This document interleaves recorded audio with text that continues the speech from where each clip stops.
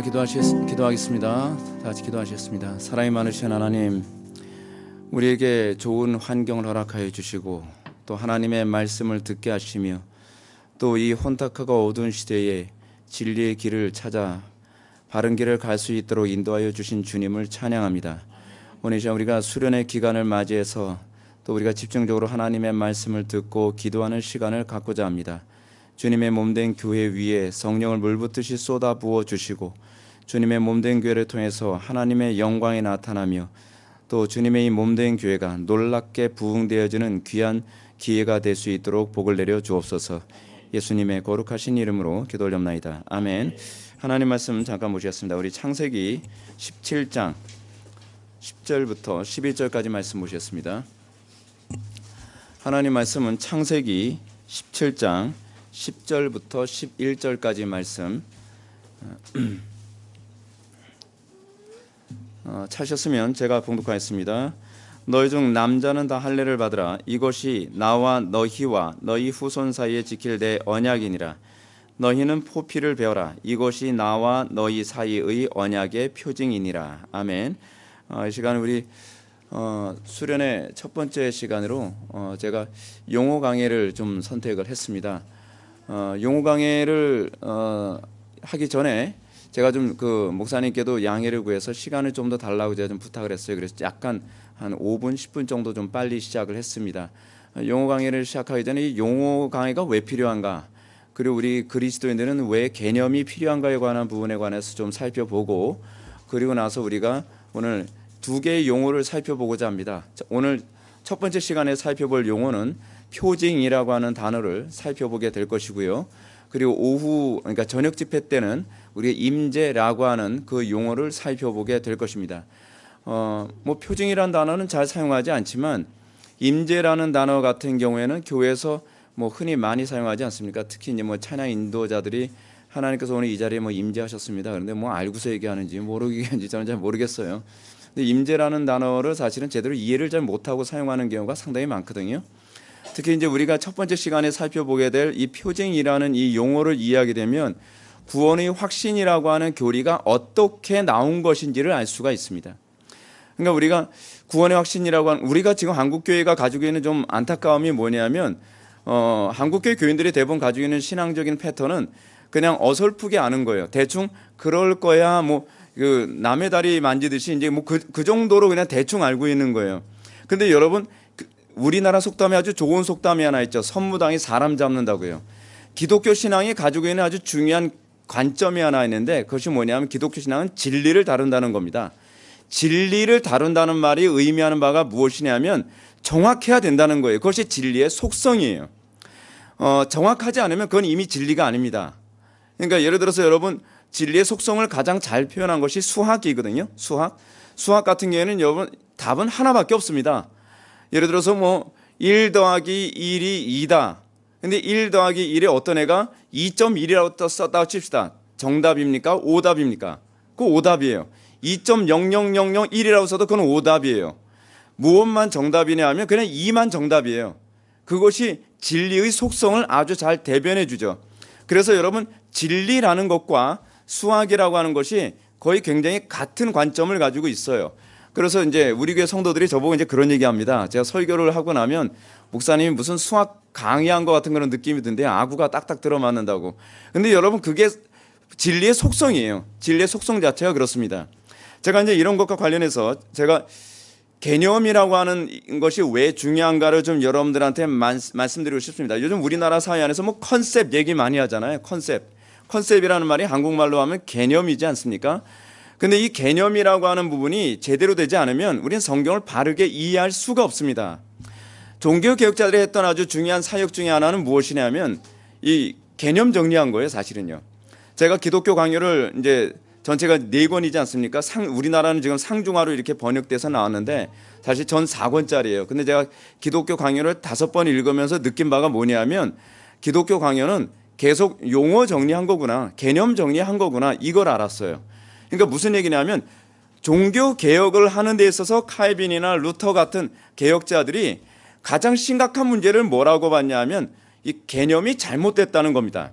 그래서 여러분들이 많이 들어본 용어에 대한 개념이 하나 있죠. 칭의 같은 거예요. 칭의 개념 하나 딱 바꾸고 난 다음에 어떤 현상이 나타났죠? 유럽 전체가 다 뒤집어졌어요. 단어 하나에 대한 개념이 바뀌니까 이 칭의라는 이 용어와 관련되어진 모든 다른 개념들이 마치 도미노처럼 싹 다 바뀌어 나가는 거예요. 근데 이것이 뭐냐면 진리가 가지고 있는 속성이거든요. 진리는 굉장히 유기적이에요. 그러니까 예를 든다면 칭의라는 교리를 개념이 바뀌잖아요. 그러면 뭐에 대한 개념이 바뀌냐면 성화에 대한 개념이 바뀌어요. 그리고 성화에 대한 개념만 바뀌는 것이 아니라 구원이라는 개념이 바뀌어요. 교회라는 개념이 바뀌어요. 그래서 루터가 뭐라고 얘기하냐면 이 칭의 교리는 교회가 죽기도 하고 살기도 하는 교리라고 얘기하는 거예요. 그거를 개념이라는 말을 교리라는 말로 얘기한 거예요. 자, 그럼 제가 이런 부분 한번 얘기해 봅시다. 이게 잘 나오는 건지 모르겠는데 어디 가든지 항상 이 화이트보드에는 이 보드 마커가 항상 문제예요. 그래서 강의를 하는데 항상 스트레스를 받게 만들어요. 이 개념이라고 하는 부분을 여러분, 개념은 항상 단어와 관련을 맺고 있습니다. 제가 칭의라는 단어를 얘기했죠. 칭의라는 단어. 근데 제가 이제 좀 골치 아파도 요 얘기는 좀 하고 넘어가야 될 것 같아요. 지금 여러분 한 15분에서 한 20분 정도 여러분들 머리를 약간만 쥐가 나가야 할 거예요. 우리가 논리학을 잠깐 공부해야 되거든요. 논리학을 통해 논리학은 여러분 이건 철학이 아니라 철학을 할 수 있는 툴이에요. 그래서 여러분 이 논리학은 신학을 하든지 철학을 하든지 어떤 인문학을 하는 데 있어서 기본적인 전제입니다. 이 논리학이 안 돼 있으면 신학을 할 수가 없어요. 지금 한국교회 상당수의 목사님들 제가 설교를 들으면서 안타까운 것이 뭐냐면 이 논리적인 사고의 체계가 안 돼 있다 보니까 틀림없이 방금 전에 요 얘기를 하고 나서 논리적으로 말이 안 되는 딴 얘기를 해요. 근데 이것이 이 말과 이 말의 일관성이 깨졌다는 걸 당신 스스로가 인식을 못하는 거예요. 그러니까 옆에서 잔소리하기도 미안한 그런 개념들이 굉장히 많이 나오거든요. 자, 왜 우리는 개념이 중요한가? 여러분들 흔히 많이 들은 얘기가 하나 있습니다. 이거 녹음 잘 안 되는 거리에 있어서 얘기해도 상관없나요? 들고서 얘기해야 되나요? 그건 너무 촌스러운데 이거 들고 얘기하면. 그냥 제가 얘기할게요.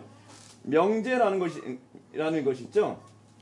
명제라는 단어 여러분들 들어보셨죠? 명제라는 단어. 여러분들 딱 이거 명제 글씨 딱 쓸 때 잘못 왔다 생각하지만 아니에요. 이거 들어보시면 괜찮아요.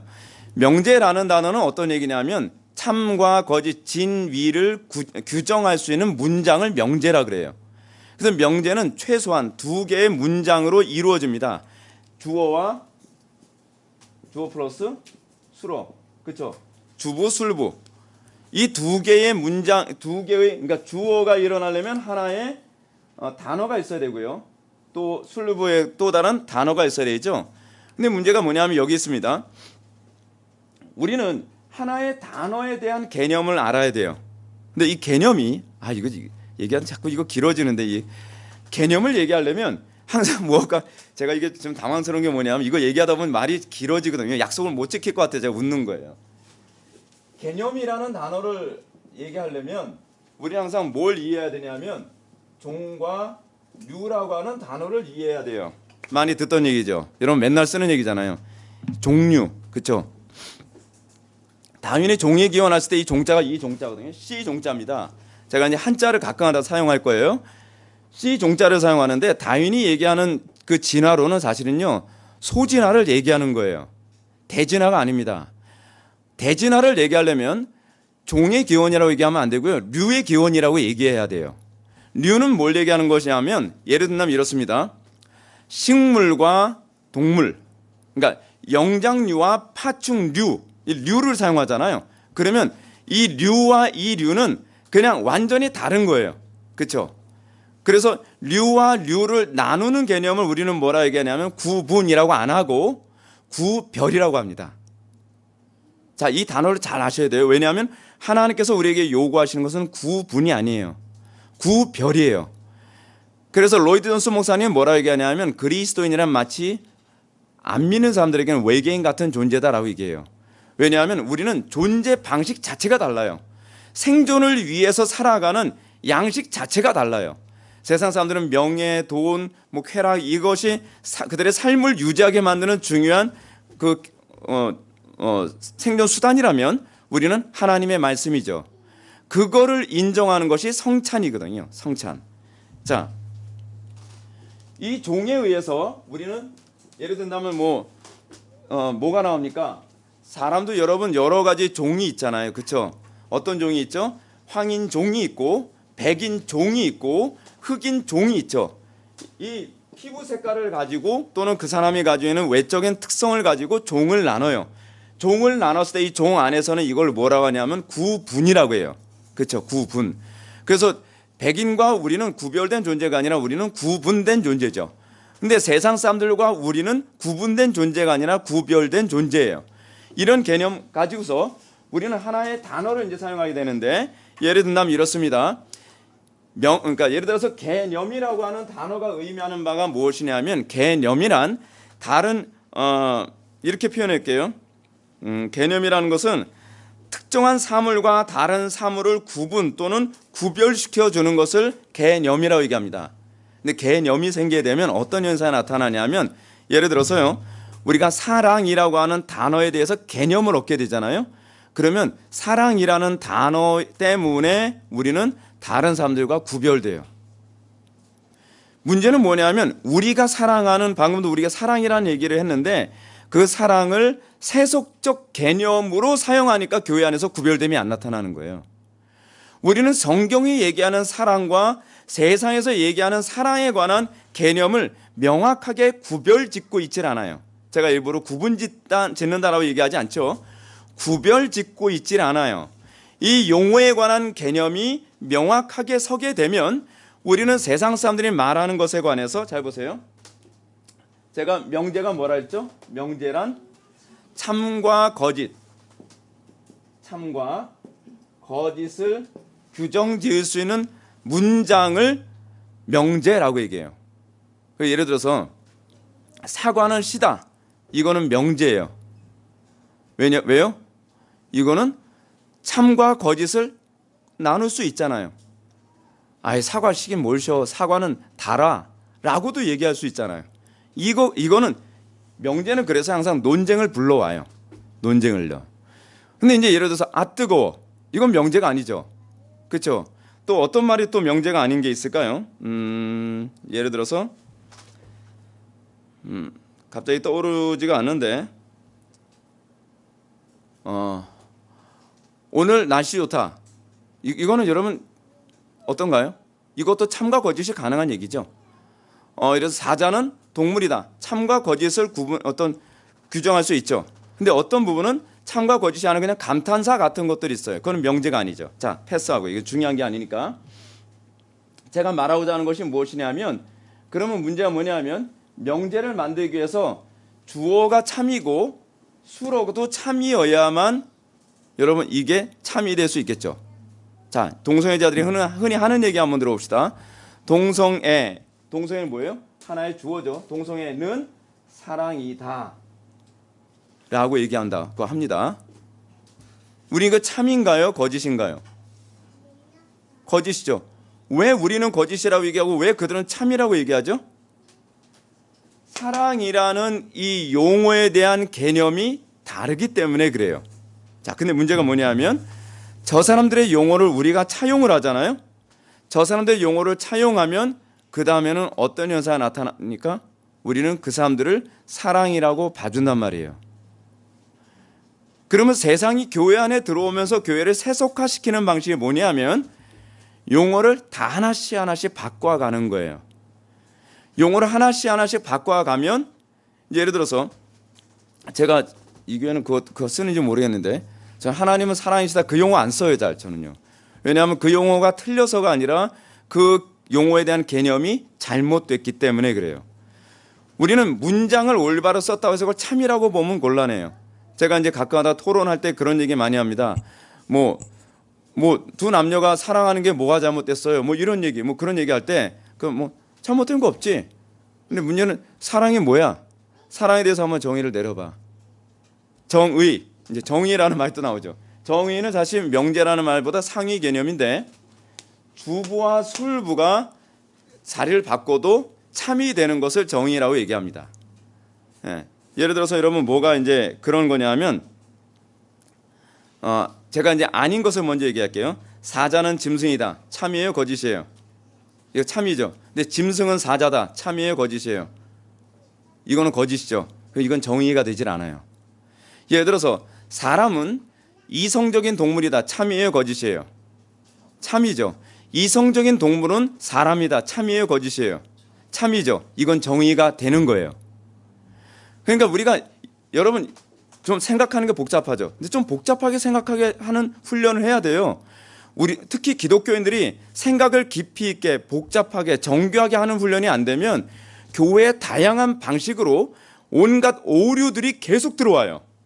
근데 계속 오류들이 들어오는데 문제는 그것이 오류인, 우린 이런 경우가 많이 있잖아요.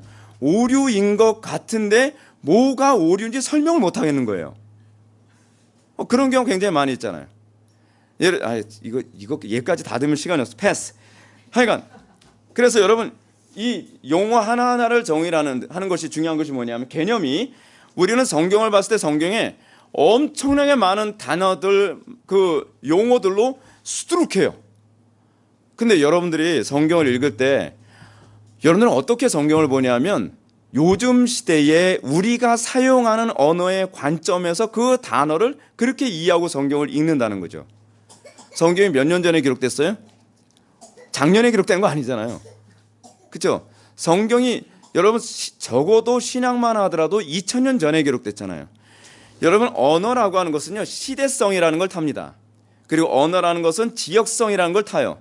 근데 더군다나 신약이라고 하는 이 성경은 구약이라고 하는 신학적인 백그라운드를 염두에 두고 기록된 거예요.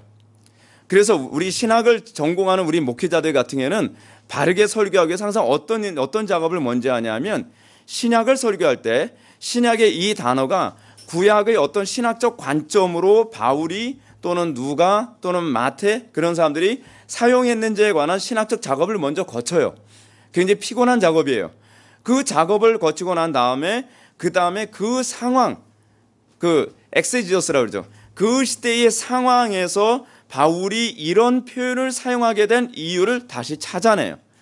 그리고 그것을 우리에게 다시 적용시키는 복잡한 작업을 거쳐서 한편의 설교라는 것이 나오는 거예요. 그렇다 한다면 여러분들이 용어 하나하나를 성경을 읽을 때 은혜가 안 되는 이유가 어디 있냐면 여러분들 방식대로 성경을 읽어요. 근데 여러분들 방식대로 성경을 읽도록 요즘 그렇게 가르치는 교회들이 많단 말이에요. 그것이 뭐냐면 여러분들이 흔히 들어본 QT예요. QT. 뭐예요? 입 다물라고 콰이어 타임이라고 그러잖아요. 입 다물고 읽어. 근데 이 QT가 왜 위험하냐면 여러분 QT를 읽으면서 여러분 그 용어에 대한 개념을 누구한테 배우고서 읽나요? 그냥 자기 마음 내키는 대로 읽어요. 자, 그래서 이것과 관련해서 제가 여러분한테 이거는 아리스토텔레스나 칸트 같은 사람이 논리학을 가르칠 때 논리학에서 아주 중요한 하나의 소스로 우리들에게 전달해 주는 건데 이건 여러분들이 꼭 배워볼 만해요.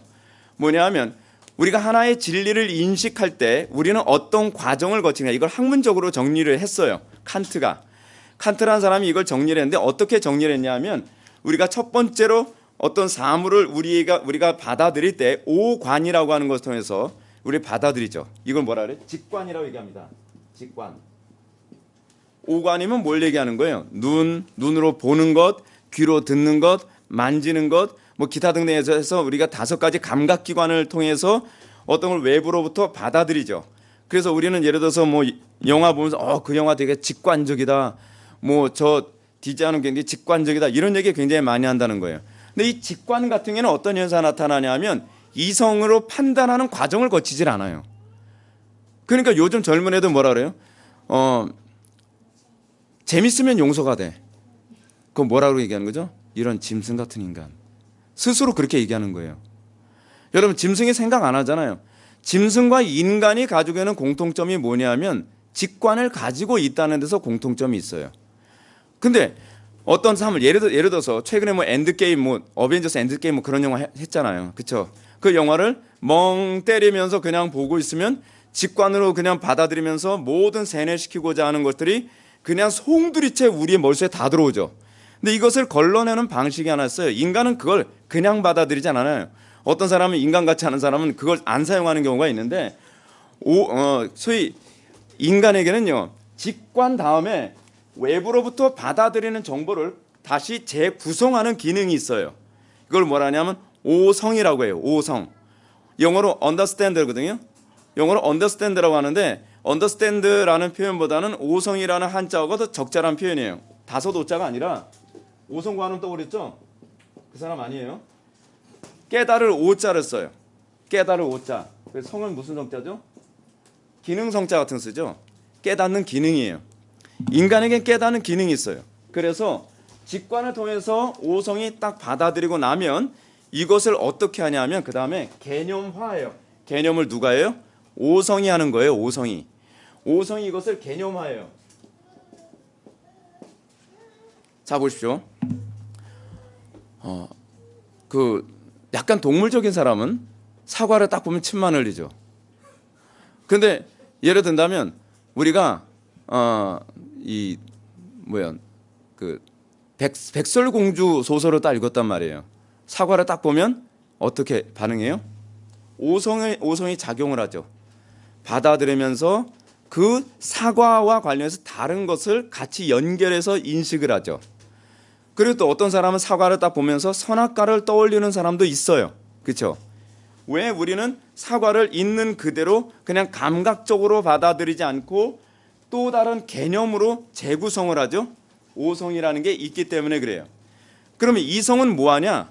이 오성을 통해서 개념화된 것을 이성이 여러분 뭡니까? 이성이라고 하는 것이 이거 쓰잖아요. 이성. 이치를 따지는 기능이에요. 이치를 따지는 기능. 이치를 따지는 기능으로서 이성은 이거를요. 이념화해요. 우리식으로 따진다면 이거를 뭐라고 얘기하냐면 교리화한다는 거예요. 우리는 아무 생각 없이 행동하는 것 같지만 우리는 이 과정과 이 절차를 거쳐가면서 하나의 어떤 것들을 이념화시키고 개념화시키는 과정을 거치죠. 근데 이 이념화 개념화 과정을 사실은 중간에서 교육이라는 방식을 통해 이 개념을 도려내서 어떤 특정한 사람이 자기가 원하는 방식으로 개념을 주입을 시켜요. 그걸 우리 뭐라 하죠? 주입식이라 하죠. 주입을 시키고 주입시킨 것을 통해서 그것을 이념화시키게 되면 그것이 뭐가 되냐면 세뇌 교육이 돼버리는 거예요. 그리고 그 사람은 그거로밖에 못 봐요. 사과를 보면 뭐만 봐요? 백설공주만 생각나는 거예요. 이게 바로 이 개념이 중요한 이유가 거기 있어요. 물론 개념을 또 얘기하려면 카테고리 칸트는 아리스토텔레스는 10개의 카테고리를 통해서 개념화시키고 칸트는 12개의 카테고리를 얘기하는데 저도 몰라요. 그건 무슨 소리인지.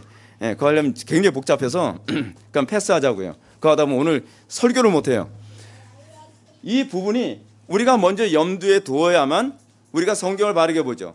많은 사람들이 왜 개혁자들이 성경을 읽으면서 성경의 용어에 대한 개념을 정리하는 것을 중요시 여기냐면 개념을 정리해야 바른 교리가 나와서 그래요. 예를 든다면 이단에서 여러분 항상 하는 얘기가 뭔지 아세요? 단어를 다 꼬아버렸어요. 용어에 대한 개념을 다 망가뜨려 버렸어요.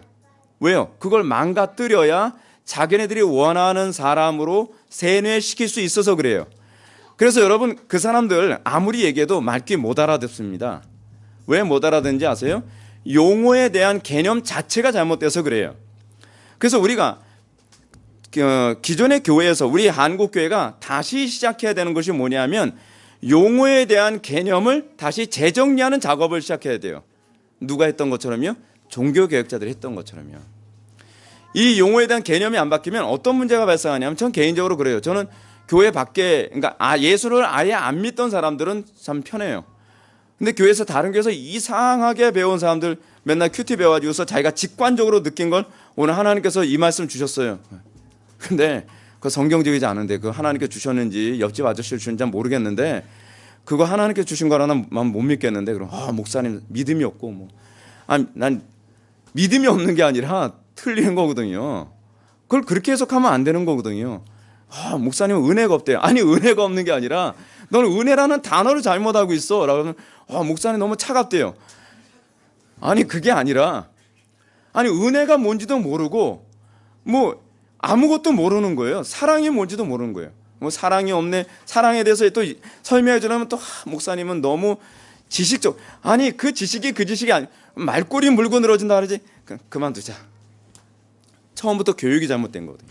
기존의 교회에서 너무 잘못 배워가지고 오니까 큐티를 하면서도 어떻게 해요? 자기 멋대로 해석하면서 자기 혼자 은혜 받았대요. 그래서 가정 파괴시키고 자식들 다 이상하게 만들어버리고 사회 다 파괴시키고 안 믿는 사람들이 그 사람 보면서 이 사람은 뭐 아니 4차원이라고 얘기하고 자기는 맨날 은혜 받았다고 하는데 교회 안에서도 4차원, 교회 밖에서 4차원, 합쳐서 8차원이에요.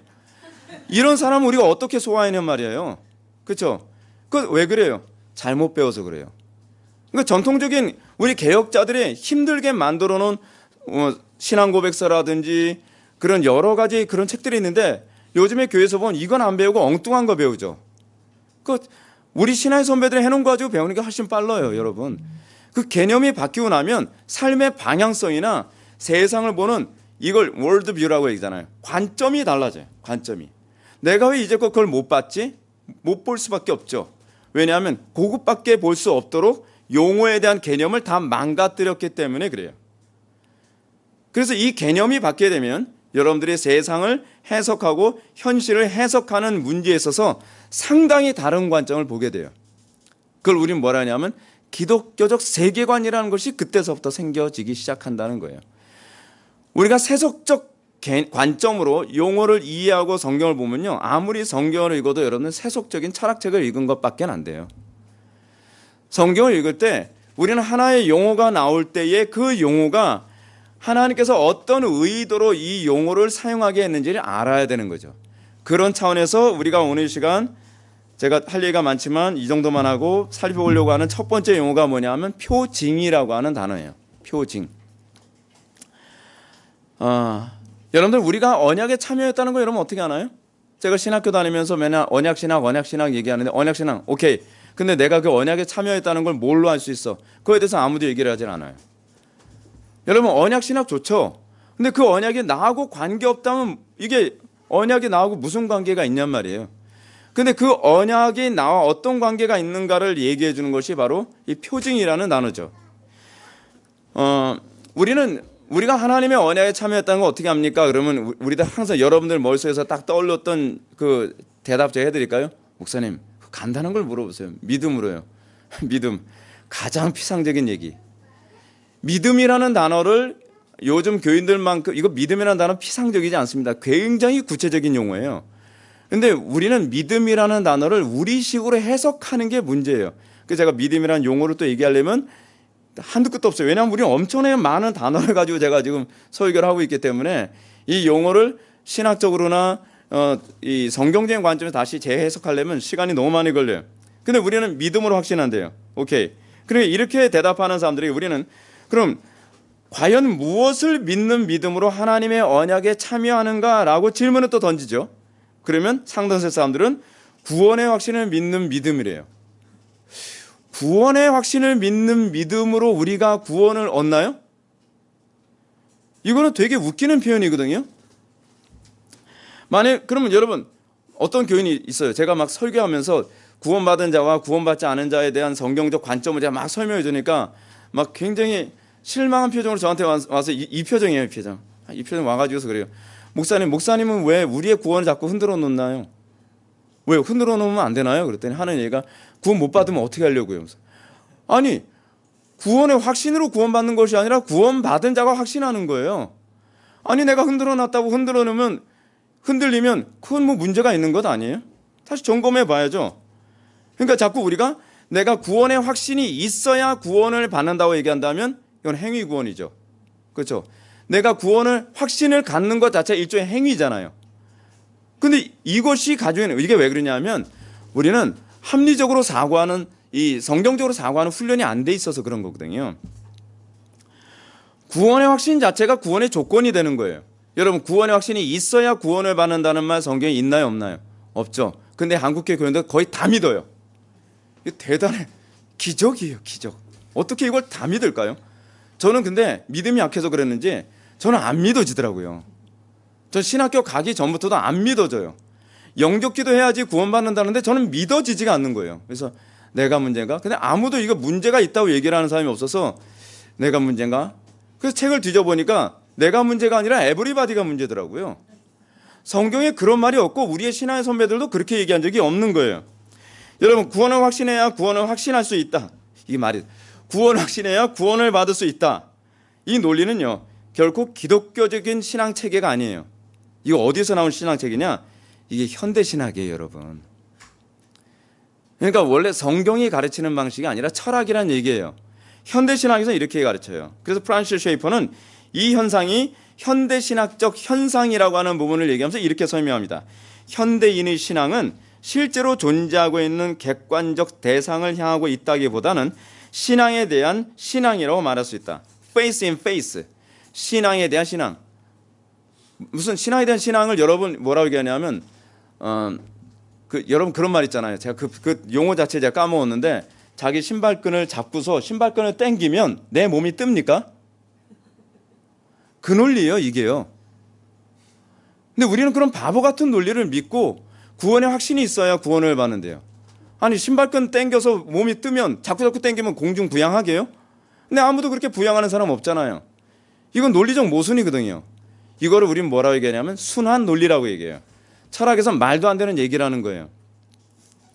만약 우리가 셰퍼의 지적처럼 자신이 하나님의 언약 백성 되었음을 확신하는 근거가 자기 신앙에 대한 자기 믿음이라고 한다면, 과연 무엇을 믿는 믿음으로 확신하는지 또한 대답해야죠. 무엇을 믿는 믿음인가? 아마도 대부분의 사람들은 예수님의 십자가의 죽으심과 부활을 믿는 믿음으로 하나님의 언약에 참여했다고 확신하는 것이다 라고 얘기하겠죠. 자, 그러면 이렇게 대답했다고 해서 문제가 끝나는 게 아니에요. 이런 사람들은 자신이 예수님의 십자가 죽으심과 부활을 진정으로 믿고 있는 것인지 아닌지를 입증해야 돼요. 이제는 그 다음에 이걸 입증해야 돼. 내가 진짜로 믿는가? 그렇죠? 여러분, 이거 세뇌된 거 있을 수도 있잖아요. 또는 착각일 수도 있잖아요. 그렇지 않으면 여러분들 그냥 막연한 그냥 긍정일 수도 있잖아요. 저는 이것부터 시작했거든요. 20대 초반부터요. 뭐 믿음으로 구원을 받는다고 하는데 내가 믿는지를 제가 의심하는 거예요. 그러니까 저는 초기부터요. 저는 어떻게 접근했냐면 자기 회의부터 시작했어요. 내가 과연 믿는가? 내가 믿고 있다는 것은 무엇으로 입증할 수 있는가? 왜요? 이거 여기서 입증 안 됐다가 나중에 하나님 앞에 딱 섰는데 너 믿은 거 아니었어? 그러면 어떻게 될 거예요? 자기 확신이었다 그러면 어떻게 할 거예요? 교회 안에는 상당수의 사람들이 자기 확신으로 신앙생활을 해요. 그러니까 저는 이게 자기 확신인지 객관적으로 검증하고 싶은 거예요. 근데 객관적으로 검증할 수 있는 근거가 성경에 있나요? 무궁무진해요. 무궁무진해요. 성경과 교회사를 보게 되면요, 우리의 신앙이 소위 자기 확신인지 세뇌인지 그렇지 않으면 잘못된 자기 착각인지를 검증할 수 있도록 성경이 우리들에게 이것에 수많은 소스를 제공해주고 있다는 거죠. 아마도 상당수의 사람들은 하나님의 심판대 앞에서 이럴 사람들이 많이 있을 거예요. 내가 줄일 때 너희가 먹을 것을 주지 아니하였고, 목마를 때 마시게 하지 아니하였고, 나그네 되었을 때 영접하지 아니하였고, 헐벗었을 때 옷 입히지 아니하였고, 병들었을 때와 옥에 갇혔을 때에 돌보지 아니하였느니라 라고 하는 이런 선고를 하나님의 심판대 앞에서 딱 받을 때 상당수의 사람들이 이렇게 반응할 사람이 있을 겁니다. 주여, 우리가 어느 때 주께서 줄이신 것이나 목마른 것이나 나그네 되신 것이나 헐벗으신 것이나 병든 것이나 옥에 갇히신 것을 보고 공양하지 아니하더이까. 여러분, 그때 가서 이 변명하면요 끝나는 거예요. 지금 우리가 이 문제를 해결해야 돼요. 내가 진정으로 하나님께 참된 믿음을 갖고 있는가에 관한 문제. 성경 신자들이 이런 낭패를 당하지 않도록 이 땅에서 구원을 확신하도록 주신 장치로 가득합니다. 그 가운데 하나가 바로 표징이라고 하는 이 용어예요. 표징. 이 표징이라는 용어가 히브리어로는 오르라고 하는 히브리어를 사용해요. 그리고 이 오르라고 하는 이 히브리어를 헬라어, 그러니까 신약 성경에서는 뭐로 번역을 했냐면 세메이온이라고 하는 헬라어로 번역을 했어요. 영어는 뭐라고 했을까요? 사인이에요. 사인. 사인. 이 사인이라는 번역이 사실 기가 막히게 잘 번역한 거예요. 사인. 그러니까 사인하게 되면 우리는 우리말로 어떻게 하죠? 서명이죠. 시그너처. 서명. 한글 성경에서 이 단어를 구약에서는 어떤 식으로 번역을 했냐면 표징이라고도 번역했고요, 징조라고도 번역을 했어요. 여러분, 창세기 1장 14절 한번 좀 펴보시기 바라요. 바로 뭐 거기서 거기니까 찾아보시기 바랍니다. 창세기 1장 14절 한번 좀 읽어보실까요? 시작.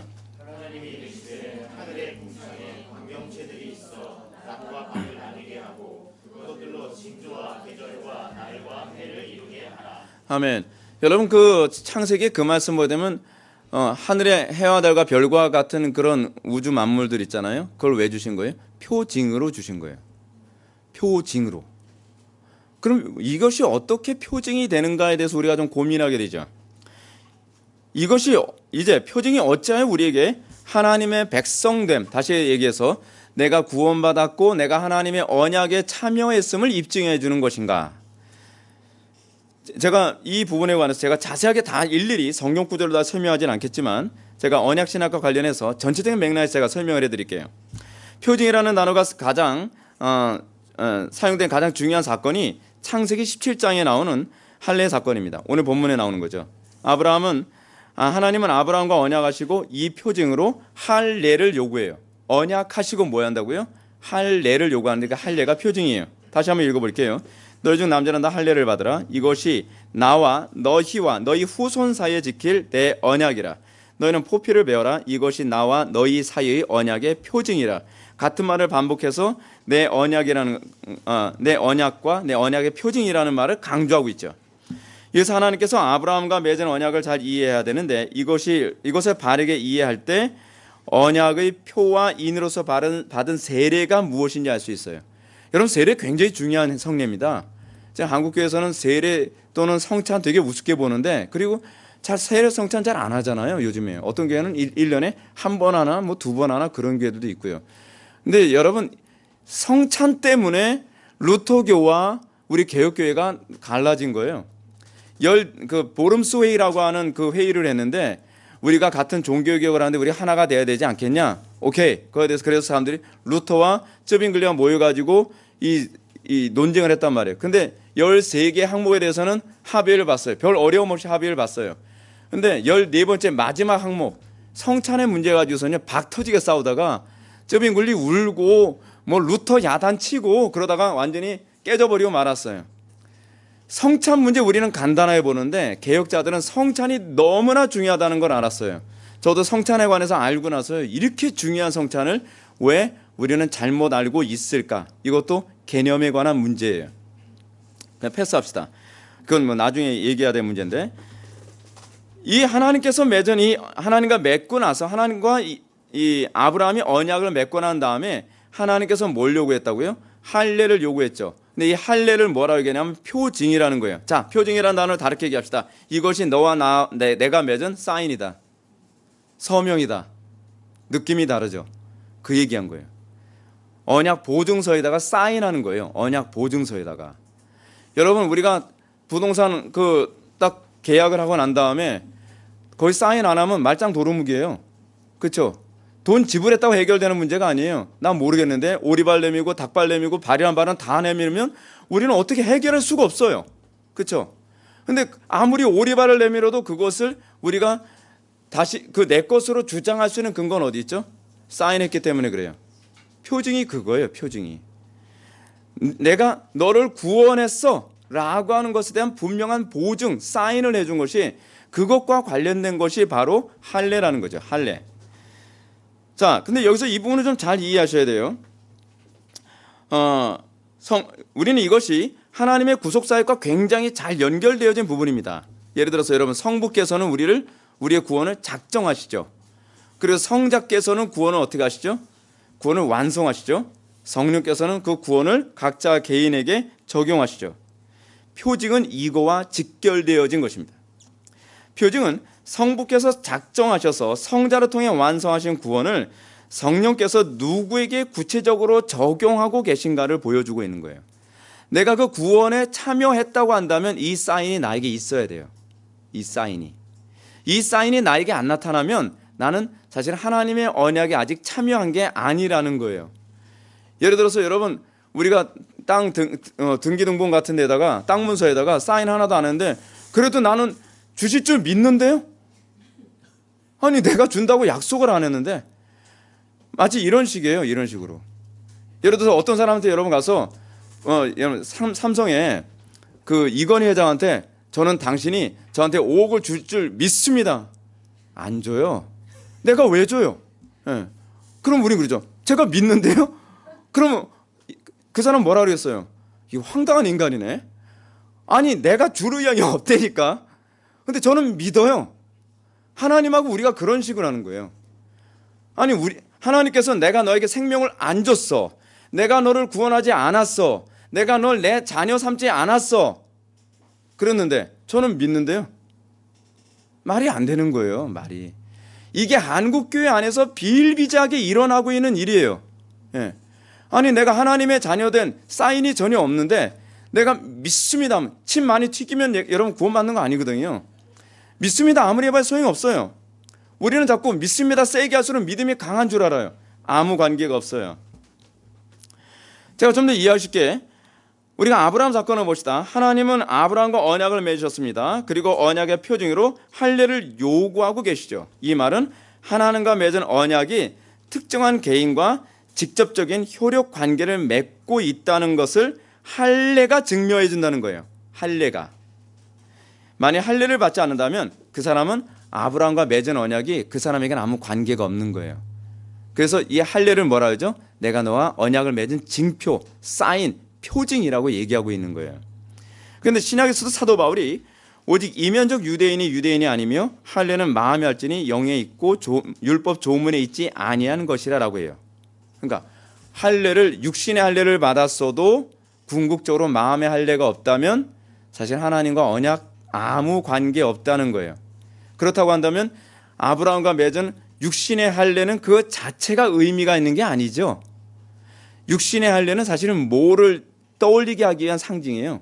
마음의 할례를 떠올리게 하는, 이것을 잊지 않도록 하기 위한 거예요. 이것을 잊지 않도록 신약시대에는 뭐로 하죠? 세례라는 거래요. 세례가 마음의 할례와 관련된 거예요. 그래서 여러분 세례를 받음으로써 우리는 뭐죠? 내가 옛사람을 죽고 새 사람으로 다시 태어난 존재라는 표징을 얻죠. 그런데 이 표징은 외적 표징이에요. 이 표징이 어디까지 가야 돼요? 마음의 세례를 받아야 돼요. 실제로 여러분들이 옛사람은 죽고 새 사람으로 거듭나는 이 표징이 있어야 되죠. 근데 이 표징이 어떤 식으로 나타나는가? 다시 얘기한다면 육체의 할례는 하나님과의 관계에서 진짜 구원의 효력을 발생하는 계약서의 서명이 아니라는 거예요. 그 계약서의 서명이 이런 식으로 나타나는 거야 라고 하는 걸 그들에게 뭐예요? 물리적으로 인식시켜주는 역할로 끝나요. 그럼 하나님과의 관계에서 진짜 구원의 효력을 발생하는 계약 서명이 무엇인가? 마음의 할례라고 하는 거죠. 이 마음의 할례라는 것을 이미 모세가 가르쳐줬어요. 마음의 할례가 어떻게 일어나는지. 어떻게 일어나요? 이 신명기 30장 6절에 보면 내 하나님 여호와께서 내 마음과 내 자손의 마음에 할례를 베푸사 너로 마음을 다하며 뜻을 다하여 내 하나님 여호와를 사랑하게 하사 너로 생명을 얻게 하실 것이며. 우리가 하나님의 언약에 참여했다는 걸 뭐로 알 수 있어요? 마음의 할례 받은 것. 그럼 마음의 할례 받았다는 것이 뭐예요? 마음을 다하고 뜻을 다하고 목숨을 다하고 힘을 다하여 주 너의 하나님을 사랑하라 하셨으니 이것이 크고 첫째 되는 계명이요. 그리고 내 이웃을 내 몸처럼 사랑하라 하셨으니 이것이 둘째 계명이다. 우리에게 있어서 사랑이 없으면 아무것도 아닌 거죠. 어디서 나온 얘기죠? 고린도전서 13장에 나오는 거죠. 천사의 말을 하고 자기 몸을 불 가운데 내어주고 우리가 남을 구제한다 할지라도 밥을 아무리 많이 퍼줘도 밥 먹여 죽여도 사랑이 없으면 아무것도 아닌 거예요. 근데 우리는 위선자들의 특징이 무엇이냐면 사랑은 없는데 남들에게 밥 퍼주고 남들에게 구제하고 사회봉사활동하면서 사랑이 있는 것처럼 뭐예요? 히포크리테스, 연기하는 거예요. 연기. 그러니까 거짓 그 신앙을 가지고 있는 거죠. 참된 표징은 육체의 할례 있는 것이 아니에요. 위선적으로 아무리 여러분들 교회 봉사 많이 하고 예배 잘 참석하고 헌금 많이 하는 그 외적인 할례 받은 그런 액션이 여러분들이 하나님의 백성임을 입증하지 않아요. 그것은 하나님과 맺은 사인이 아니에요. 하나님과 맺은 사인이 무엇이냐? 하나님의 사랑이 우리의 마음에 부은 바 됨이라. 왜 사도 바울이 그 얘기한지 아세요? 그게 바로 표징이기 때문에 그래요. 이게 하나님의 언약 백성의 표징이라는 거예요. 내가 구원받았다는 것을 무엇으로 아느냐?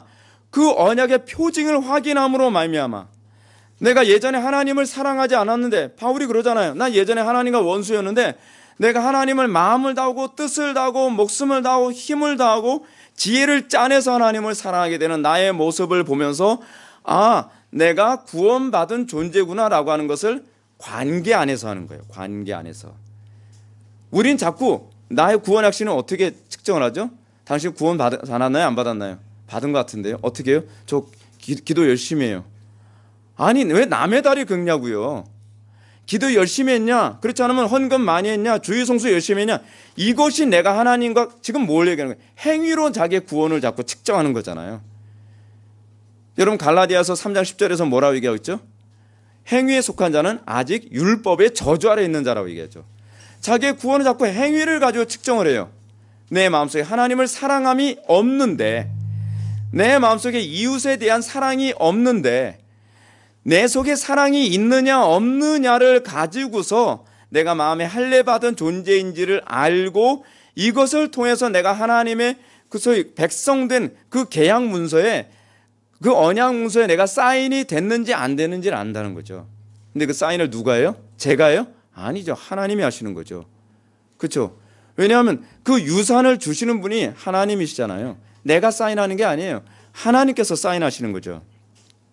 자, 이렇게 마음의 할례를 받은 사람만이 참으로 영적 아브라함의 자손이요 참 이스라엘이라고 하죠.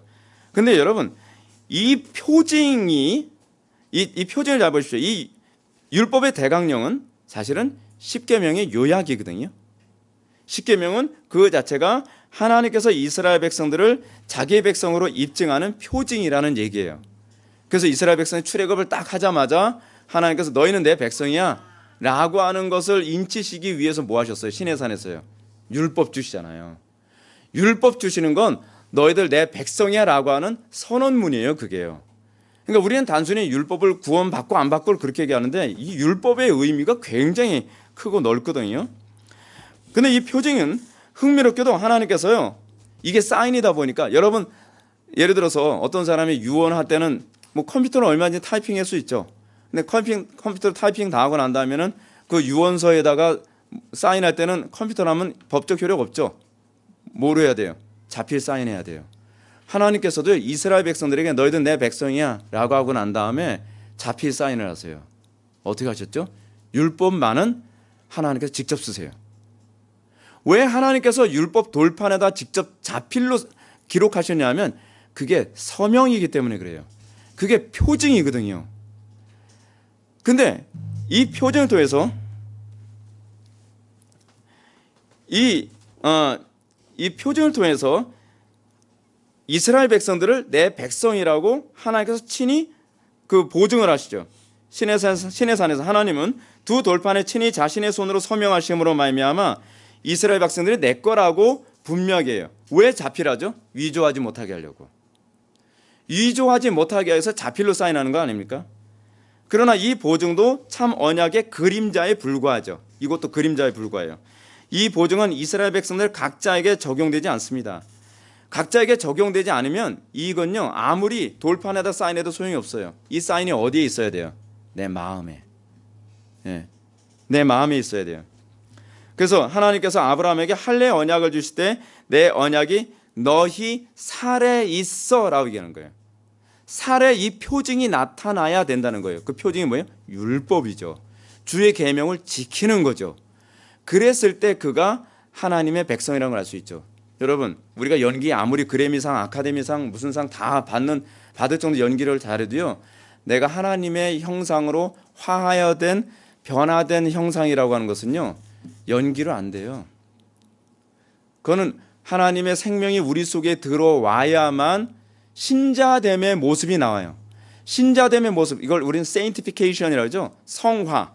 이 성화가 왜 중요하냐면 이 성화의 문제는 조지 필드는 구원받은 자의 유일한 표징이라고 얘기를 해요.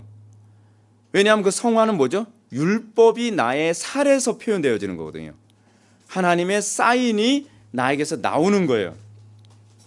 할례 언약이 살에 나타난다는 것은 바로 그걸 얘기하는 겁니다. 내 삶에서 나오는 거죠. 이거를 뭐라고 얘기해요? 영원한 언약이라고 얘기해요. 영원한 언약이라고 얘기하는 건 구약 시대의 어떤 시대에만 국한되어진 언약이 아니라 모든 시대 모든 하나님의 백성들에게 요구되어지는 언약이라는 얘기예요. 이 언약에서 예레미야는 마음의 할례를 새 언약이라고 규정짓죠. 마음의 할례를 새 언약이라고 얘기하면서 새 언약은 옛 언약과 달리 율법, 즉 하나님을 마음과 뜻과 생명과 지혜와 힘을 다해 사랑하라는 이 두 명령, 이 돌판이 그들의 마음속에 새겨지는 것이라고 얘기하는데 흥미롭게요. 이 얘기를 사도 요한은 요한 2서에서 이렇게 얘기합니다. 서로 사랑하라라고 가르치면서 이는 새 계명같이 너희가 쓴 것이 아니요 처음부터 우리가 가진 것이라고 얘기하고 있어요. 사랑이 뭐예요? 사랑이 바로 계명이에요. 그리고 사랑이 바로 옛 언약과 아무런 차이가 없는 거예요. 우리의 마음속에 그 사랑이 있음으로 말미암아 내가 하나님의 언약 백성 됐다는 것을 이것으로 알 수 있다고 사도 요한이 얘기하고 있는 거예요. 요한 2서에서 하는 얘기가 다 그 얘기예요, 여러분. 다시 말해서 언약의 표징을 본성에 기록하여 그들의 삶, 다시는 그들의 살에 드러나게 해서 구원을 보증해 주겠다라고 말씀하시는 거죠. 이런 차원에서 볼 때 성화는 구원의 조건이 아니라 구원의 표징이죠. 성화는 언약이 살에 나타남으로 하나님께서 의롭다 칭하시고 그 표징으로 마음의 할례를 행하신 여부를 확인하게 하는 뭐예요? 이 표징이에요. 그러니까 이 칭의론 문제가 종교개혁 당시에 나온 게 뭐냐면 행위로 의롭게 되느냐, 의로워진 자가 행위가 나오느냐에 관한 문제였거든요. 근데 개혁자들은 뭐라 얘기해요? 의롭게 된 자가 행위가 나온다는 거죠. 행위는 표징이기 때문에요. 사인이죠. 서명이에요. 하나님의 서명. 마치 하나님께서 노아에게 홍수 이후에 맺은 언약과 그 궤를 같이 합니다. 하나님은 노아에게 다시는 물로 세상을 심판하지 않겠다고 언약을 맺죠. 언약을 맺고 난 다음에 그 표징으로 뭘 주시죠? 무지개를 주시죠. 무지개는 표징이에요. 무지개는 노아에게만 주신 것이 아니라 모든 시대 모든 인류에게 다 주신 표징이에요. 근데 문제는 그 표징을 믿는 자만이 나에게 언약이 돼요. 그 표징을 믿음으로, 그 무지개를 언약의 표징으로 받아들이지 않으면 비록 표징이 있어도 구원 못 받아요. 여러분 할례 받았다 해서 다 구원 받나요? 아니죠. 할례를 믿음으로 받아들이고 그 표징이 내 삶 속에 나타나는 사람만 구원 받는 거예요. 그래서 뭐가 나와요? 이스마엘 얘기가 나오는 거예요. 그래서 또 뭐가 나와요? 에서 얘기가 나오는 거예요. 할례 받았다 해서 구원받는 것이 아니라 할례의 정신이 내 마음에 새겨진 사람만 하나님의 백성이라는 것을 얘기하기 위해서 이런 모티브가 자꾸 나오는 거죠. 신약에서 성례는 구원의 표징으로 주어집니다. 이 말은 성례가 구원을 받기 위한 조건이라는 것이 아니라 구원을 받은 사람만 받아야 한다는 것도 얘기하는 것이 아니고 마음의 할례를 받았는지 여부와 관계없이 그가 하나님의 백성이라면 하나님의 말씀을 양식으로 삼게 되어 있다는 것을 성례를 통해 계속 확인시켜 주는 거죠. 그래서 성찬하면서 여러분 뭐 확인해요? 나는 말씀으로만 나의 양식을 삼겠습니다. 세상 사람들과 다른 라이프 스타일을 추구하겠다는 거죠. 세상 사람들과 다른 양식으로 생명을 유지하겠다는 거죠. 이 생명을 뭐라고 얘기해요? 영생이라고 얘기하는 거예요. 하나님의 말씀으로만 나의 삶을 유지한다는 것을 영생이라고 얘기하는 거죠. 이 영생에 관한 용어 정리는 나중에 또 뭐 기회가 있으면 뭐 살펴보도록 하죠. 하여간 세례는 하나님의 백성이 하나님의 언약에 참여한 백성들은 죄 씻음을 받아서 옛 사람은 죽고 새 사람은 다시 태어난 것을 언약의 표징이 설명해 주는 거죠. 성찬은 하나님의 백성이 하나님의 말씀으로만 양식을 삼는다는 것을 또 표징으로 보여주는 겁니다. 중요한 점은 세례와 성찬이 설명하는 표징이 살에 나타나지 않는다고 한다면, 다시 얘기한다면 여러분들 삶에, 여러분의 라이프에 나타나지 않는다고 한다면 그 언약은 여러분들과 아무 관계가 없다는 거예요. 행위권 얘기하는 거 아닙니다. 하나님의 언약에 들어간 사람이라면 그는 하나님을 마음과 뜻과 생명과 지혜와 힘을 다해 사랑하는 마음의 할례가 나타나야 한다는 겁니다. 또 죄 씻음이 나타나야 되죠. 죄 씻음이라는 것도 나중에 용어 정리 좀 해야 돼요. 이 언약이 이 살, 즉 스킨 또는 라이프에 나타나게 될 때 그는 인류에게 보편적으로 주어진 언약이 나에게 주어진 언약이 되는 거예요. 십자가가 모든 사람들에게 주어지는 언약이 아니라 그걸 믿음으로 받고 믿음으로 받은 사람이 그 삶 속에서 하나님의 계명을 살에 내 삶에 드러내게 된 사람이 내가 믿음을 갖게 됐구나, 내가 의롭게 됐구나라고 하는 것을 나의 삶의 열매를 통해 확인할 수 있게 되는 거예요.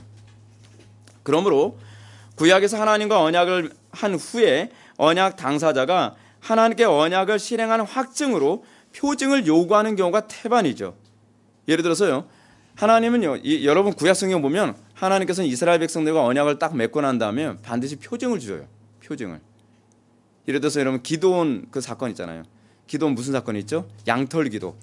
양털기도 아무 때나 하지 마세요. 아무 때나 주시는 거 아니에요. 하나님께서 미디안 족속과 전쟁에서 승리를 주신다고 먼저 약속을 하시고, 그래 다음에 기도원이 뭐라고 얘기합니까? 그러면 승리한다는 걸 뭐로 보여줄 수 있나요? 확신할 수 있나요? 뭘 요구하는 거예요? 사인하라는 거예요. 거기다가 계약했으면 사인해야죠. 상식 아닌가요? 하나님이 화를 안 내세요. 근데 우리는 나 좋은 대학 들어가게 해주세요 하니까 하나님 화내시는 거예요. 화내면 난 너하고 그거 약속한 거 없어. 근데 왜 나한테 사인을 강요해? 그렇잖아요. 난 돈 줄 생각 없는데 돈 주라고 사인하라는 거예요. 그럼 어때요? 기분 나쁘죠? 내쫓죠? 우리가 그런 신앙이 되게 많단 말이에요. 그거는 그렇게 하면 안 돼요. 신앙이 뭐냐면 하나님께서 내가 너에게 승리를 보장해 줄게. 그럼 하나님께서 보장해 주셨으니까 그 보장해 주신 것에 대해서 사인해 주십시오. 오케이, 사인 딱 해 주시죠. 아주 그냥 쿨하게 사인해 주시죠. 뭐라고 야단도 안 치세요. 이 예는 구약에서 수도 없이 찾을 수 있는 문제인데요. 또 하나, 히스기야가 자기 생명 15년 연장시켜 주시겠다고 하나님이 먼저 약속하셨어요. 15년 연장시켜 주신다고 딱 약속하시고 나서 하나님께서는 이사야에게 히스기야가 이사야에게 여호와께서 나를 낫게 하시고 3일 만에 여호와의 성전에 올라가게 하실 무슨 징표, 사인이 있느냐? 사인 보여달라라고 얘기해요. 근데 우리는 이거 사인 보여달라고 하면 예끼놈 그러잖아요. 이 믿음 없는 놈. 근데 그거 아니에요. 그게 믿음이에요. 오히려 사인을 요구했는데 괜찮나이다 했다가 욕먹은 왕이 있잖아요. 그거 믿음이 없는 거거든요. 오히려 믿음이 있는 사람은 사인을 요구하죠. 근데 사인도 어떤 사인을 요구해요? 굉장히 황당한 사인을 요구해요.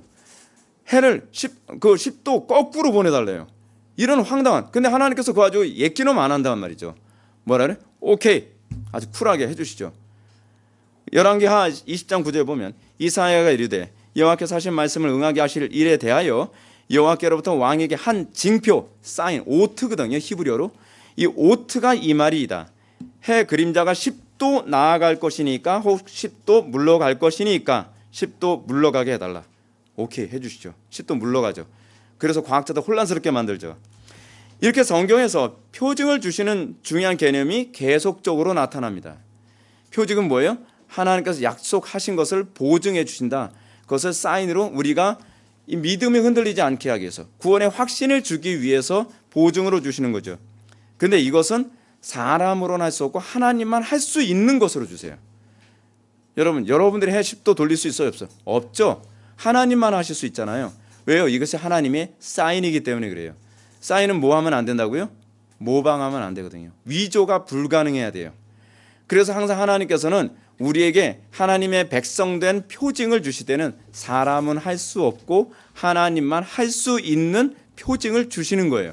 그래서 이 표징의 출처가 사람에게서 온 것이 아니라 하나님에게서 온 거라는 걸 확신할 수 있게 하는 거죠. 근데 오늘날 여러분 많은 사기꾼 부흥 강사도 항상 보면 그거를 사람이 할 수 있는 것을 가지고서 마치 하나님이 해주신 것처럼 막 그거 가지고 구원을 그렇게 얘기하면 안 돼요. 영접기도 했으니까 구원 받았다. 여러분 영접기도는요 믿음 없어도 해요. 그렇잖아요. 근데 많은 사람들이 거기에 속아 넘어가죠. 자, 이러한 사실을 예수님은 부자 청년 사건에서 아주 잘 얘기해 주시죠. 낙타가 부자 청년 보고 뭐라 얘기합니까? 저런 사람 하나님 나라 못 들어가. 마치 낙타가 바늘귀로 들어가는 것이 부자가 하나님 나라에 들어가는 것보다 쉬우니라. 예수님이 그렇게 말씀하십니다. 이런 말을 듣고 제자들이 화들짝 놀라죠. 화들짝 놀라요. 그래서 그렇다면 누가 구원을 얻을 수 있겠습니까? 라고 질문하죠. 아주 좋은 질문이죠. 그러니까 예수님의 대답은 이것이죠. 사람으로는 할 수 없으나 하나님으로는 다 하실 수 있느니라. 왜요? 이건 하나님께서 주시는 사인, 오트이기 때문에 그런 거예요. 이것을 통해서 영생의 삶에 참여하게 됩니다. 여러분 기독교 역사에서 가장 위험한 종교가 뭔지 아세요? 사이비 기독교예요. 기독교를 적당히 흉내를 내는 거예요. 로마 가톨릭의 문제가 뭐였는지 아십니까? 하나님의 임재가 없는데 하나님의 임재를 조장해요. 조장하기 위해서 어떻게 해요? 그러면서 그때 나왔던 것이 파이프 오르간이 나오잖아요. 웅장하게 꽝꽝 누르면 마치 하나님이 임재하시고 하나님이 있으신 것 같은 거예요. 없으니까 자꾸 있는 것처럼 자꾸 조작을 하는 거죠. 예배당 천정 높이 해가지고서 막 다 울려가지고 막 하나님께서 막 뛰어내릴 것 같은 그런 느낌을 막 자꾸 만들고, 그러니까 사람들이 막 요즘 한국교회 보십시오. 그래서 음악이 발달해요. 한국교회가 하나님의 임재가 사라지면, 오후에 이제 우리 임재에 관해서 얘기할 건데, 하나님의 임재가 사라지면 그 임재를 자꾸 조장해요. 하나님의 사인을 자꾸 어떻게 하는 거예요? 위조하는 일을 자꾸 하는 거예요. 엄청난 범죄죠. 그래서 눈물이 안 나오는 사람한테 눈물 나오게 만들려고 막 감동 멘트 날리고, 그리고 막 제 최근에 어떤 목사님 설교 듣는데 막 화가 났는데요. 엉터리 설교를 딱 하고 나서 막 울어요. 막 그 사람들 막 같이 공감대 래퍼가 형성되는 같이 막 울어요. 한 반수 울고 나면 그 설교는 그냥 퍼펙트한 거예요. 그냥 엉터리 설교에서도 그냥 같이 울고 나면 하나님이 임재하신 것 같고 성령께서 역사하시는 것 같은 거죠. 그거 사기당한 건데. 여러분, 우리는요 하나님만 하실 수 있는 것이 성령의 역사라는 걸 아셔야만 합니다. 여러분, 마귀도요 광명의 천사로 나타나요. 마귀도요 얼마든지 하나님의 서명을 위조하기 위해 비스무리한 걸 굉장히 많이 한다는 거죠. 영생의 삶을 위조하기 위해서 천사같이 행동하는 사람들이 많이 나오죠. 예. 근데 거기서 다 속는 거예요. 마더 테레사 사회봉사 많이 하고 뭐 어쩌고저쩌고 그러면서 저 사람은 진짜 믿음 있는 거 아닌가요? 근데 여러분, 그 매스컴이 만들어낸 우화예요. 히어로예요 사실은요. 그거는 매스컴이 조작해낸 거지, 실제로 여러분 마더 테레사 뒤 그 사람의 비리에 관한 어떤 책 몇 권만 봐도요 언론이 만들어낸 히로인이구나라고 하는 걸 쉽게 알 수 있어요. 우리는 요즘에 이 시대에 그런 걸 통해서 많이 속죠. 그런 걸 통해서 거짓된 어떤 그 메시지에 많은 사람들이 미혹되죠. 속으면 안 됩니다.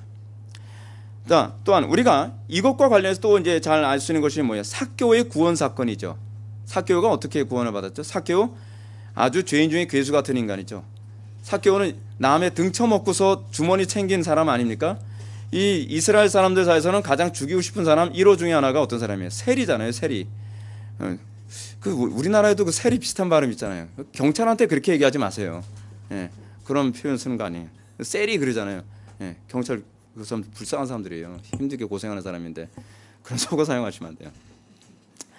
근데 여러분, 근데 이 삭개오는요 일평생 자기만을 위해서 살던 사람인데, 그는 부자 청년처럼 어렸을 때부터 율법을 다 지킨 거라고는 아무 관계가 없었던 삶을 살았던 사람입니다. 근데 이 사람이 예수님을 영접했어요. 예수님을 영접하면서 뭐라고 신앙 고백합니까? 주여 보시옵소서, 내 수의 절반을 가난한 자들에게 주겠사오며 만일 누구의 것을 속여 빼앗은 일이 있으면 내 갑절이나 갚겠나이다 라고 얘기합니다. 여러분, 교육으로 가능합니까? 어느 날 한 번에 여러분 어떤 설득으로 이렇게 돼요? 안 돼요. 사람이 할 수 없는 일이에요. 이 고백이 의미하는 바는요 그에게 언약의 표징이 나타났다는 거예요. 소위 오트가 나타난 거죠. 세메이온이 나타난 겁니다. 세례와 성찬의 정신이 지식에 머물지 않고 그의 살에, 그의 라이프에 나오기 시작한 거예요. 이걸 영생이라고 그랬죠. 영생이 나온 거예요. 그러니까 예수님이 그 오트를 보고 그 사인을 보고 뭐라고 말씀하시죠? 오늘 구원이 이 집에 이르렀으니 이 사람도 아브라함의 자손임이니라. 예수님이 왜 이 고백 이후에 얘기하시냐면 그 이전에도 이 사람에게 믿음이 들어간 거 아셨죠? 아시는데 구약적 개념으로 말씀하시는 거예요. 사인이 나왔던 걸 근거로 해서 객관적인 근거를 가지고 하나님의 백성이다라고 선언하시는 거죠. 흥미로운 사실은 이 삭개오의 사건이요 누가복음에서 부자 청년 사건 다음에 나오는 사건이에요. 이 구조가 그렇게 나와요. 부자 청년이 전 죽어도 못하겠는데 그 얘기하잖아요. 자기 어렸을 때서부터 율법 다 지켰다고 얘기하면서, 그러니까 예수님이 뭐라고 얘기합니까? 센데? 그러면서 예수님이 뭐래요? 그럼 내 재산을 다 팔아 이웃과 나누고 너 나 따라올래? 그랬더니 그건 못하겠습니다. 이 얘기 나오고 난 다음에 사람이 할 수 없는 일이 삭개오를 통해서 일어나고 있는 것을 보여주면서 이것이 하나님으로부터 온 사인, 세메이온이라고 하는 것을 설명해 주고 있는 거예요. 아주 논리적 구성이 기가 막힌 거죠. 마지막으로 우리는 출애굽기에서 모세가 나와 주의 백성이 주의 목전에 은총 입은 줄을 무엇으로 알리까라고 하는 이 질문 한번 좀 보십시오. 주께서 우리와 함께 행하심으로 나와 주의 백성을 천하 만민 중에 구별하심이 아니니까 라고 이렇게 얘기합니다. 자, 이게 흥미로운 게 모세는 언약 백성이 하나님과 동행하고 주의 목전에 은총을 입은 표징이 천하 만민 중에 뭐예요? 구별됨이에요. 내가 하나님의 언약 백성, 이스라엘 백성들이 하나님의 언약 백성이라는 걸 뭐로 알 수 있나요? 라고 하면 뭐로 알 수 있다고 얘기해요? 구별됨으로 알 수 있다는 거예요. 여러분, 우리에게 있어서 무엇이 영광인지 아십니까? 구별됨이 영광입니다. 여러분, 요즘 중고등학생들 그러잖아요. 학교 다니면서 저 그러면요, 저 뭐 학교에서 식사 시간에 기도하면 저 왕따 당해요. 그게 영광이야. 그 구별됨이 영광인데 그 영광을 네 스스로 버리겠다고? 저 착한 척하면 학교에서 왕따 당해요. 그게 영광이야. 그게 영광이거든요. 여러분, 어느 날 한국교회 안에서 우리처럼 바보스럽게 목회해야 되면 우리 뭐 왕따 당하거든요. 이게 영광이에요. 그리스도의 이름으로 말미암아 우리가 왕따 당하고 그리스도의 이름으로 말미암아 세상 사람들과 구별되는 것이 우리에게 영광인데, 우리는 어떻게 가르치냔 말이에요. 신자들이 직장 생활하면서 기독교인 티날까 봐 조심해. 식사하기 전에 그냥 잠깐 이렇게 식사하면 돼. 뭐 이런 식으로. 아니, 이런 식으로 기도를 가르치, 이런 식으로 적당히 타협하게 만들면서 세상 사람들과 구별되지 않는 것을 아무렇지도 않게, 구별됨이 우리에게 영광이거든요. 이 얘기를 예수님께서 뭐라고 말씀하시죠? 너희가 사람들 앞에서 나의 이름을 부끄러워하면 나도 그때 너희의 이름을 부끄러워하리라라고 말씀하고 계시는 거거든요. 구별됨이 우리에게 영광이에요. 구별됨이. 모세는 신비적 체험이나 은사나 이적을 행하는 것이 하나님의 백성된 표징이라고 말하지 않습니다. 사람으로는 할 수 없지만 하나님만 할 수 있는 것, 또는 세상과 구별되어지는 것이 하나님의 백성의 표징이라고 얘기해주고 있는 것이죠. 그것은 천하 만민 중에 구별함이 우리에게 나타나는 겁니다. 마태복음 7장에 언급하고 있는 것처럼 주의 이름으로 귀신을 쫓고 능력도 행하고 병도 고치는 것이 하나님의 백성의 표징이 아니에요. 오히려 예수님 뭐라고 말씀하시죠? 마태복음 7장에서요. 내가 너희를 도무지 알지 못하나니 불법을 행하는 자들아 나에게서 떠나가라. 무슨 불법을 언급해요? 왜 불법을 언급하죠? 표징이 없는 인간들아 나에게서 떠나가라라고 얘기하는 거거든요. 이제 말씀을 정리해 볼까요? 우리는 날마다 사람으로는 할 수 없으나 하나님으로서는 다 하실 수 있는 이 거룩함, 이 구별됨이 있는지를 우리는 고민해 봐야만 합니다. 제가 구분이 아니라 구별이라고 말씀드렸죠. 여러분들이 하나님과 씨름해야 되는 것이 뭐냐면 나에게서 그 구별됨이 나타나게 해달라고 기도하는 겁니다. 이 구별됨이 나타나면 자동적으로 고난이 올 수밖에 없어요. 의로 인한 핍박이 올 수밖에 없어요. 이거는 구별돼서 생겨지는 현상이에요. 우리가 세상에서 살아가면서 핍박이, 저는 예수 잘 믿는 것 같은데 저는 별로 핍박이 없는데요. 그 예수를 못 믿어서 그래요. 예수를 잘 믿는다는 그 용어에 대한 개념을 모르니까 자기가 예수 잘 믿는데 민망하지 않나? 그렇게 얘기하면서요. 자기가 예수 잘 믿는데 자기는 왜 고난이 없죠? 그럼 우리는 그렇게 얘기하죠. 우린 예수님 참 직선적으로 얘기하시잖아요. 예수님, 저는 가까워다 성경 보면서 갑자기 당황할 때가 있는데 그 예수님 그러시잖아요. 그 누구예요?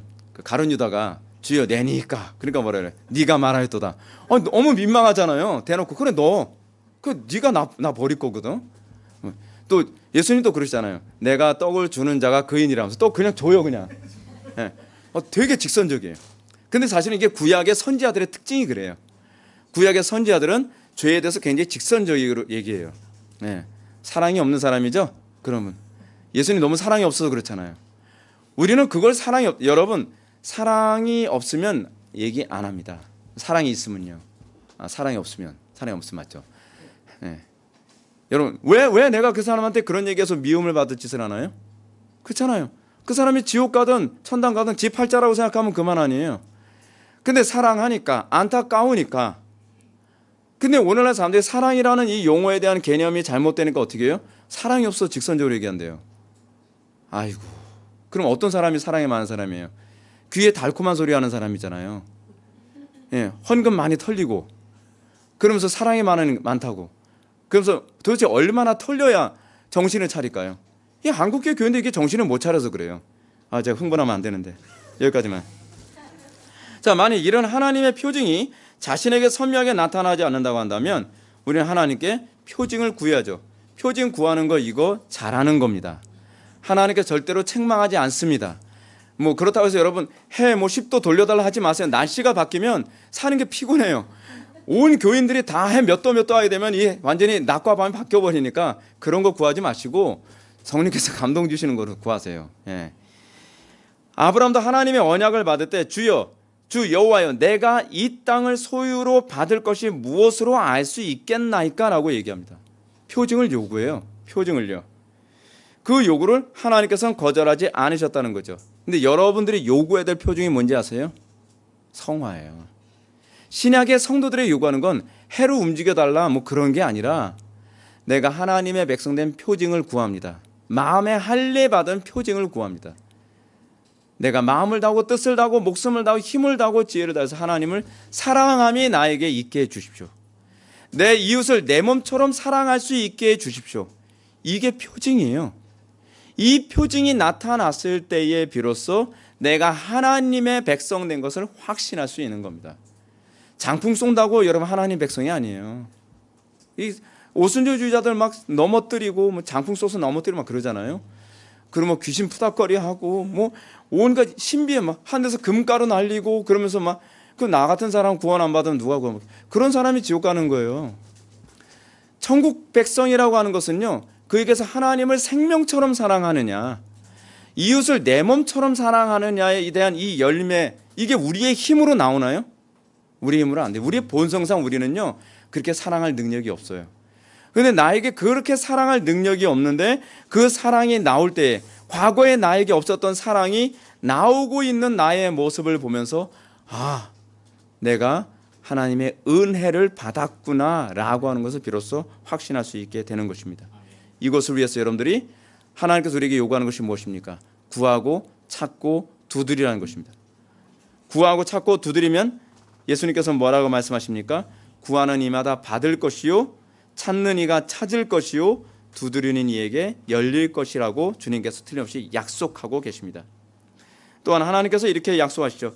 너희가 악할지라도 좋은 것을 자식에게 줄 알거든 하물며 하늘아버지께서 구하는 자에게 성령을 주시지 않겠느냐 하시니라. 아멘. 기도하시겠습니다. 사랑이 많으신 하나님, 우리가 오늘 이 시간 표징이라고 하는 용어를 통하여서 하나님의 자녀된 증거를 어떻게 찾는지, 구원의 확신을 어떻게 얻을 수 있는지에 대해서 알아보았습니다. 우리의 삶 속에서 날마다 하나님과 이웃을 생명처럼 사랑함이 우리에게 나타나는지를 확인하게 해주시고, 우리에게 그 표징이 나타나지 않는다고 한다면 우리가 끊임없이 인내하며 구하고 찾고 두드리는 가운데에 우리가 그 표징을 확보할 수 있도록 은혜 베풀어 주옵소서. 예수님의 거룩하신 이름으로 기도 올렵나이다. 아멘. 어떻게 해야 되나요? 찬송을